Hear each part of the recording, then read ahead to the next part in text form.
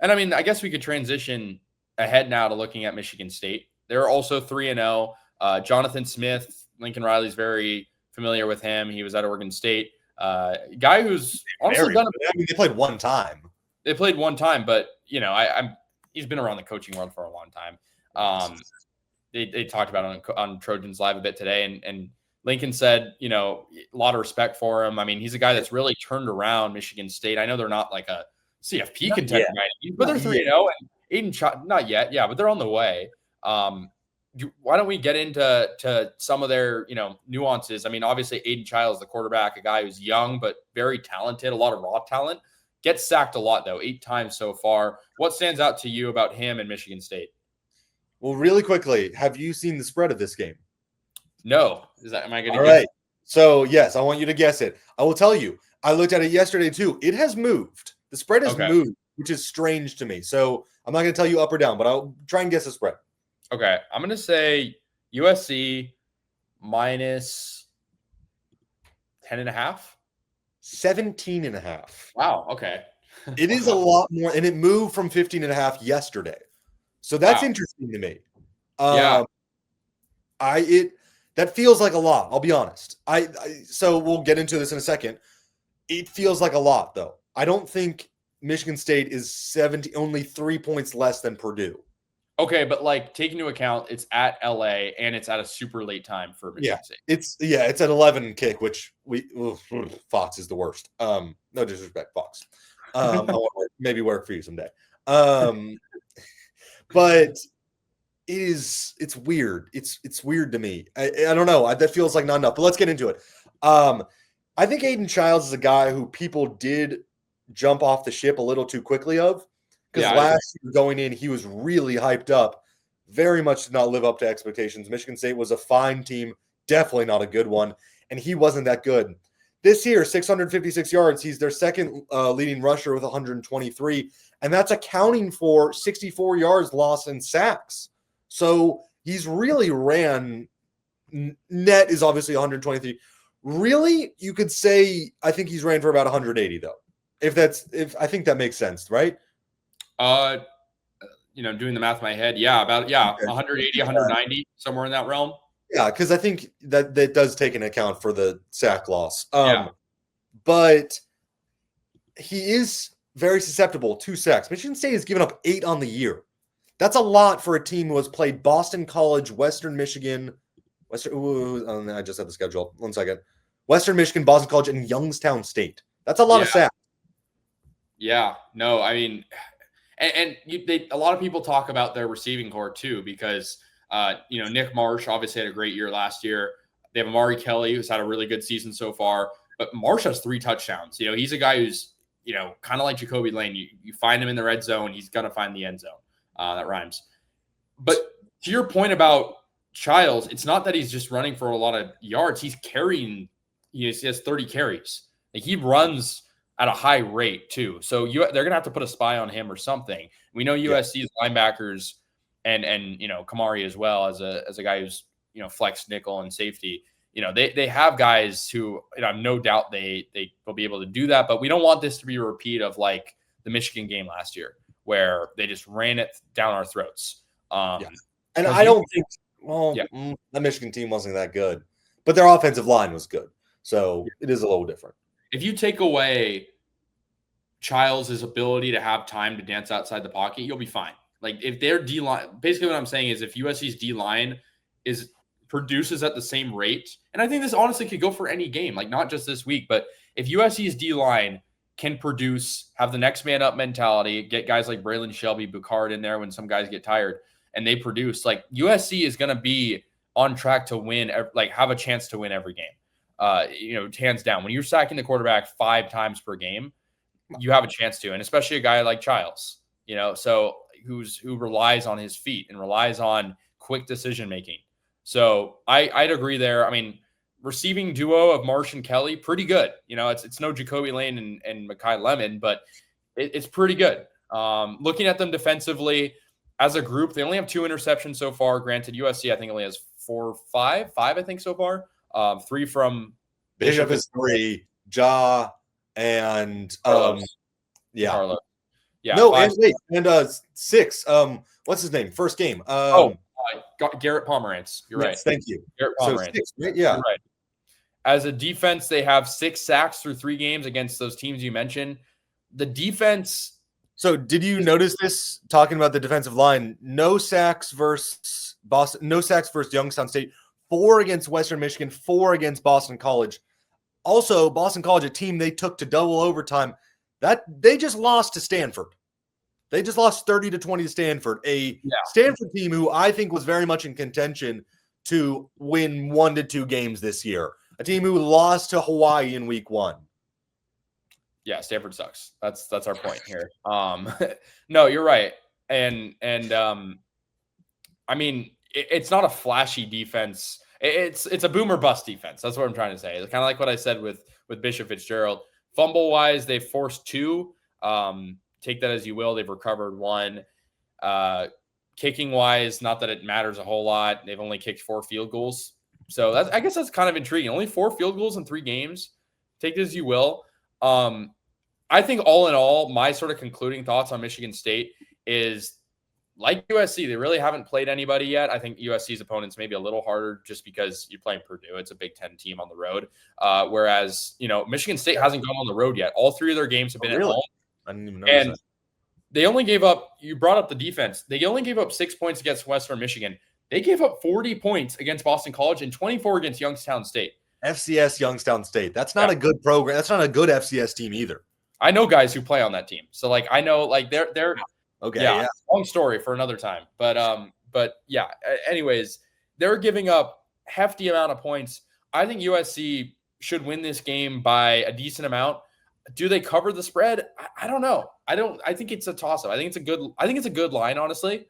But it depends on the mental lapses. If the mental lapses happen, and you can't predict that. You or I can't predict that. Lincoln Riley can't predict that.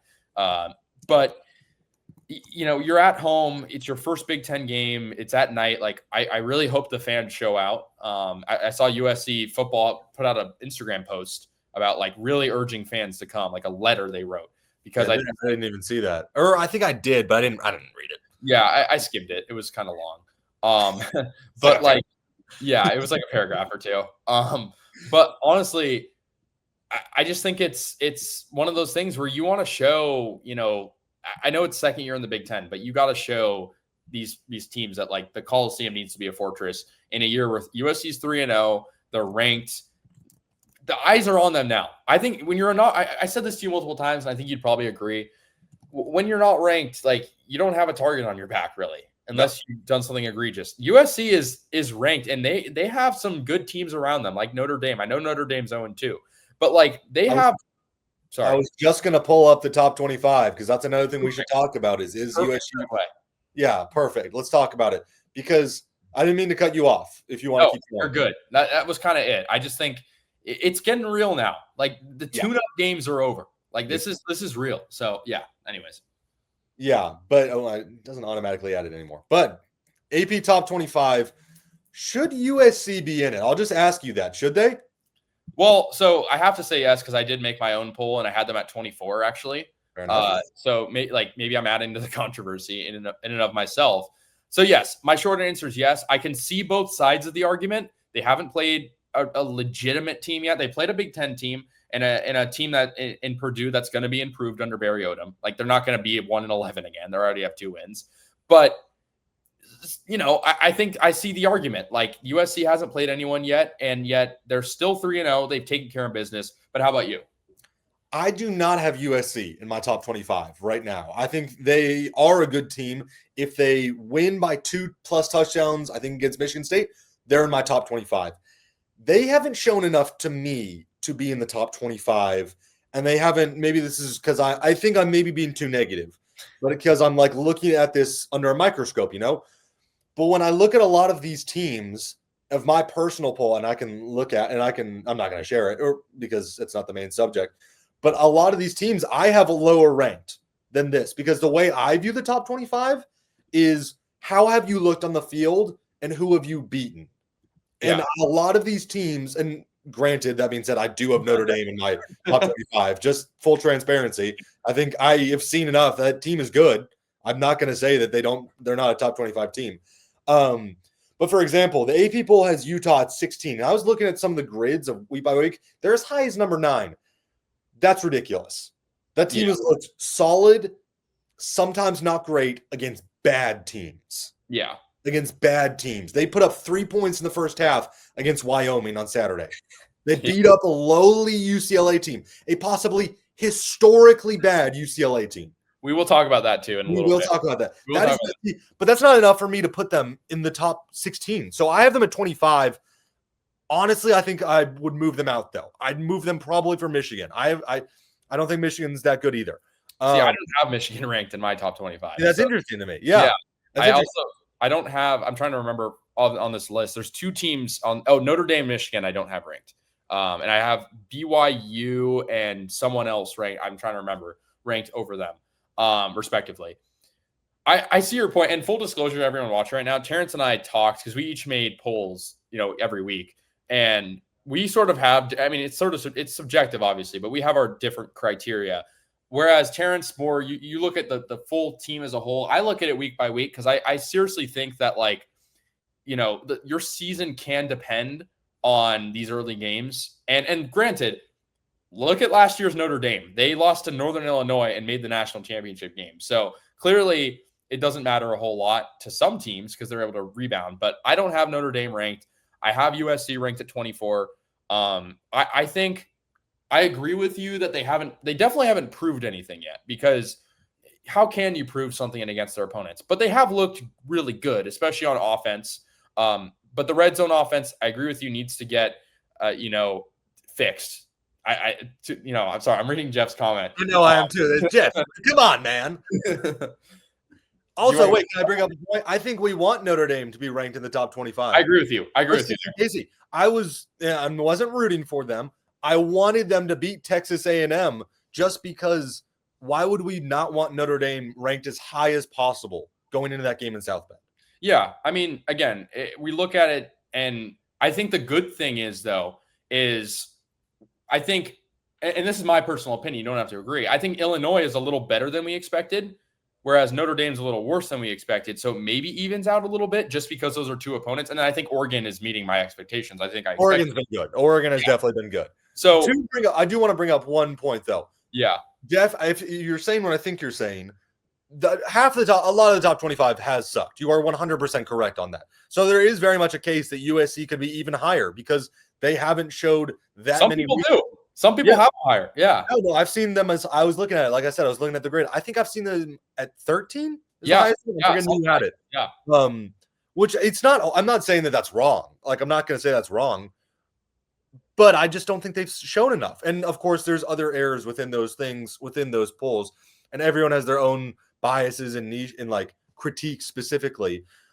For me personally, I don't want them to be ranked either. I don't want USC to be ranked yet. I would rather they go in, beat Illinois as maybe a fringe top 25 team, which I guess they are, or like not ranked, and then prove like, okay, yeah, this team can win tough games on the road. Yeah. And that's why, they should be ranked. I want to have a little rebuttal to your point about Notre Dame, because let's say Notre Dame loses one more game until they play USC. They're like unranked or something. It's a little far-fetched, but it's not crazy. Like if they have 3 losses by October, whatever it is, second week of October, they might not be ranked. Yeah, pull up their schedule. I know they're playing Purdue this week. They'll probably kill Purdue. Purdue, Arkansas, Boise State, NC State, then USC. Okay, it's not like a cakewalk. It's, I mean, like Boise Purdue and Boise State aren't that good. Arkansas away though, that's kind of Arkansas is not a bad team. Talon Green. Yeah, my point is, if USC loses to a unranked Notre Dame team, or the point I'm trying to make here is, if USC the loss feels worse, like it feels worse to me. If I'm just thinking, sorry, I had this mapped out. I know what you're saying. No, I got you. Because like the inverse of what you're saying, sort of like if you beat Notre Dame, but they're not ranked, that isn't as good. But if you lose to Notre Dame, but if you lose to Notre Dame and they are ranked, that's the point I'm trying to make. You know what I mean? Like if you're rooting for them to be ranked, then you really need USC to win. I'm a tiny bit lost. I'll be honest with you. I think I know what you're saying, which they need us to win. Is that what you're saying? Kind of. I just think like if a loss to we're getting really derailed and everything. Yeah, scratch that. Yeah. I do want to bring up because Jeff has reminded me of something because there are times when watching this defense where they are giving up these chunk pass plays, not even huge deep balls, but it's, it's the 10, 15 yarders. Those are the really frustrating ones to me. The difference, I felt like I at some points felt like I was back in 2022 when the offense was moving at all levels and the defense couldn't stop anything. The difference between 2022 and now is the offense doesn't have a Heisman quarterback and a Biletnikoff. Actually, no, they don't have a Biletnikoff receiver yet. Jordan Addison was already proven. That's all. That's what I'm trying to say. He'd already won it, obviously. So you don't have enough to give up. And there's parts that are improved, but the pass rush being great, the secondary being awful, it feels so reminiscent of that year where, of course, they went 11-1, but it ended in a heartbreak because the defense couldn't stop. I can't think of a good metaphor right now. Couldn't stop. I don't know, but they couldn't stop anything. That's my point.